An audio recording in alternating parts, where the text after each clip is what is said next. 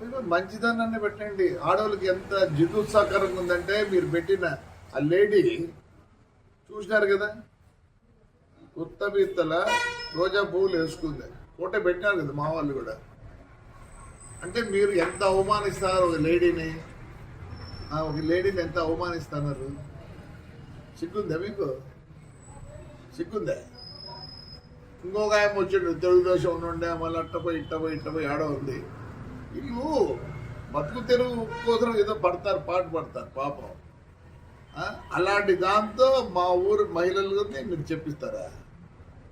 నీకేం లేదా? నీతి నియమం లేదా? ఎందుకు లేదు?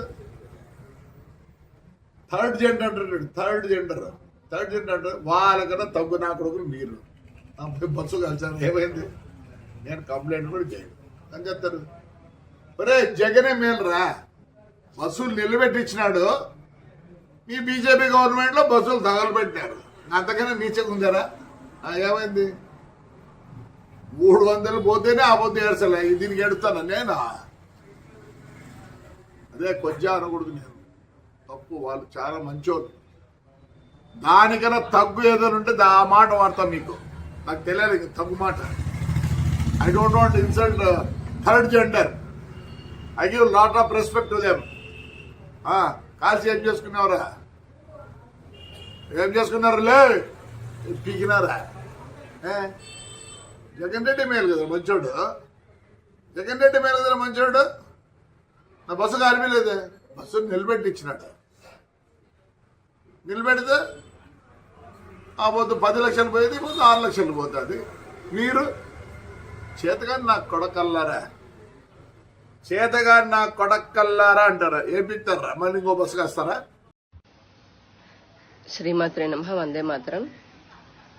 2-3 రోజుల నుంచి బహిరంగంగా కొన్ని వీడియోల ద్వారా తెలుస్తోంది ఏంటంటే, తాడిపత్రి నియోజకవర్గంలో అక్కడ జేసీ అస్మిత్ గారు ఎమ్మెల్యే లాగా ఉన్నారు. ఆయన ఆధ్వర్యంలో కేవలం మహిళలకి మాత్రమే ఈ రోజున రాత్రి 7 గంటల నుంచి 12 గంటల వరకు ఎంజాయ్ చేయడం కోసం అని చెప్పని ప్రత్యేకంగా డిస్కోలతో అలాగే పానీపూరీల కోసము అంత ఏర్పాట్లు చేస్తూ మహిళలు న్యూ ఇయర్ సెలబ్రేట్ చేసుకోవాలని చెప్పని ఒక పిలుపునివ్వడం జరిగింది. అడిగిన వారిని, అంటే ఇదేంటి, ఇది మన కల్చర్ కాదు కదా, అసలు సుప్రీంకోర్టు ఆర్డర్లు ఉన్నాయి కదా, లేట్ నైట్ ఇట్లాంటివి కార్యక్రమాలు ఎక్కువగా శబ్దంతో వచ్చేవి చేయకూడదు అని చెప్పని అడిగితే వారిపైన జేసీ దివాకర్ రెడ్డి గారు వీళ్ళంతా కూడా దౌర్జన్యంతో మాట్లాడడం జరుగుతోంది. నేను ఒకటి ప్రశ్నిస్తున్నాను, ఎంజాయ్ చేయమని అడుగుతున్నారు అంటే ఆడపిల్లలు, పెళ్లిగాని ఆడపిల్లల యొక్క మాన ప్రాణాలను పెళ్లైనటువంటి ఆడవారి కాపురాల్లో చిచ్చు పెట్టడం కోసమని ఇటువంటి మహిళలకి ప్రత్యేకమైన పార్టీలు ఏర్పాటు చేస్తున్నారా? ఎవరైనా హిందూ సమాజం అడుగుతుందా? మహిళా సమాజం ప్రత్యేకించి అడిగిందా? బాబు మా కోసము ప్రత్యేకమైనటువంటి ఏర్పాట్లు చేయండి, అది కూడా అర్ధరాత్రి, ఇలాంటి అందరికీ తెలుసు 31st నైట్ అని అంటే దాదాపుగా అందరూ తాగి, అంటే పార్టీలు చేసుకున్న వాళ్ళందరూ కూడా మద్యం మత్తులో తిరుగుతూ ఉంటారు. అటువంటి బయట వారు తిరిగే సమయంలో ఆడవారిని మాత్రమే మీరు పిలిచి ఇటువంటి పార్టీ ఏర్పాటు చేస్తే ఆడవారి ప్రాణాలకి మానాలకి ఏదైనా ఎవరు సమాధానం చెప్తారు? స్వేచ్ఛ పేరుతో, ఎంజాయ్మెంట్ పేరుతో జీవితాన్ని నాశనం చేసుకోమని ఒక ప్రజాప్రతినిధి ఈ విధంగా ఆర్గనైజ్ చేయడము, ఈ విధంగా పిలుపునివ్వడము, అడిగిన వారిని, ప్రశ్నించిన వారిని, ఇది మన సంస్కృతి కాదు కదా. అసలు డిసెంబర్ 31 మన నూతన సంవత్సరం కానే కాదు. అయినా మహిళలకి ఇలా ప్రత్యేకంగా పెట్టి కుటుంబాల నుంచి వీళ్ళ విచ్ఛిన్నం చేయడానికి ఎందుకు ఇలా చేస్తున్నారని అడిగితే వారి పైన మాటలతో దాడులు చేస్తున్నారు. ఇదెక్కడ న్యాయం? అసలు ఏంటిదంతా? ఒక కొత్త విష సంస్కృతికి తెరదీయడం కాదా? ఒకసారి కుటుంబాలు కూడా ఆలోచించాలి. అలాగే ఆంధ్రప్రదేశ్ రాష్ట్ర ప్రభుత్వం కూడా ఇటువంటి అంశాలపైన ఖచ్చితంగా ఆలోచించి తగిన చర్య తీసుకోవాలని చెప్పని కూడా కోరుకుంటున్నాము.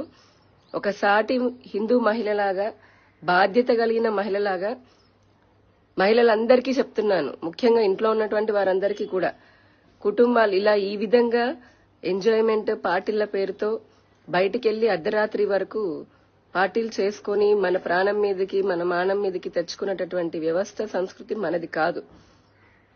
దీని వెనకాల ఇది ఒక రకమైనటువంటి విష సంస్కృతికి తెర తీసేటటువంటి ప్రమాదం ఉంది. కాబట్టి దయచేసి ఆలోచించండి.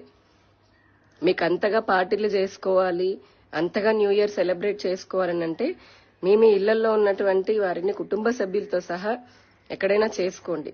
అసలు మనది కానే కాదు, అయినప్పటికీ కూడా చేసుకోవాలనంటే ఇంట్లో మగవారి సహాయంతో లేదంటే కుటుంబం అంతా కలిపి చేసుకోండి. కానీ కేవలం ఆడవారి మట్కే అని చెప్పని పెట్టే ఇటువంటి కార్యక్రమానికి దయచేసి వెళ్ళవద్దు. ఈ ఆర్గనైజర్ ఏమంటున్నారంటే కేవలం మహిళలకి ఈ ఏర్పాట్లు అని చెప్పని అంటున్నారు. మరి ఆర్గనైజ్ చేసేది కూడా మహిళేనా? నాకైతే అలా అనిపించడం లేదు. ఇదేం పద్ధతి? ఒక ప్రజాప్రతినిధులే ఇటువంటివి చేస్తూ ఉంటే ఇక సామాన్య ప్రజలు ఇంకెలా చేస్తారు? ఏదైనా జరిగితే గనక ఎవరు దానికి బాధ్యత వహించేది? చట్టాన్ని ఇలా చేతుల్లోకి తీసుకోవచ్చా? ఇప్పుడు అక్కడికి ఊరవతలు పెట్టినటువంటి ఇటువంటి పార్టీలకంతా పోలీసులు మళ్ళీ మహిళలకి సెక్యూరిటీ ఇవ్వడానికని వెళ్తారు. ఈలోపు నగరంలో ఏదైనా శాంతి భద్రతలకు సమస్య వస్తే ఎవరు పరిష్కరించేది? అసలు అంత అవసరం ఎవరొచ్చింది? ఎవరు అడిగారు? ఇది ఖచ్చితంగా దరిద్రమైనటువంటి ఆలోచన. తప్పకుండా ప్రతి మహిళ ఆలోచించాలి, కుటుంబము ఆలోచించాలి. కాసేపు ఆడపిల్లలు ఇంటికి రాకపోతేనే కంగారు పడేటటువంటి కుటుంబాలు ఈ రోజున తమ ఆడపిల్లలని, పెళ్లిళ్ళైనటువంటి వారి ఆడవారిని ఆ రకంగా పార్టీలకు ఏ విధంగా వదిలేస్తారు? ఎందుకు పంపించాలనుకుంటున్నారు?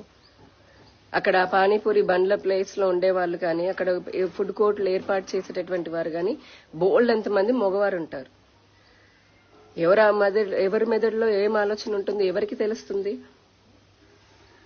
దయచేసి ఇది అర్థం చేసుకుని వెంటనే ప్రభుత్వం కూడా చర్య తీసుకుని ఇటువంటివి అంటే మన హిందూ సంస్కృతికి, మరి ముఖ్యంగా మహిళల హక్కులకి, మహిళల మాన ప్రాణాలకి ఇబ్బంది కలిగించేటటువంటి వాటిని ఆపివేయాలి అని చెప్పని, ఇటువంటి చర్యలకి ప్రోత్సహించే వారిపైన కూడా వారు చర్యలు తీసుకోవాలని చెప్పని కూడా కోరుకుంటూ ఉన్నాను.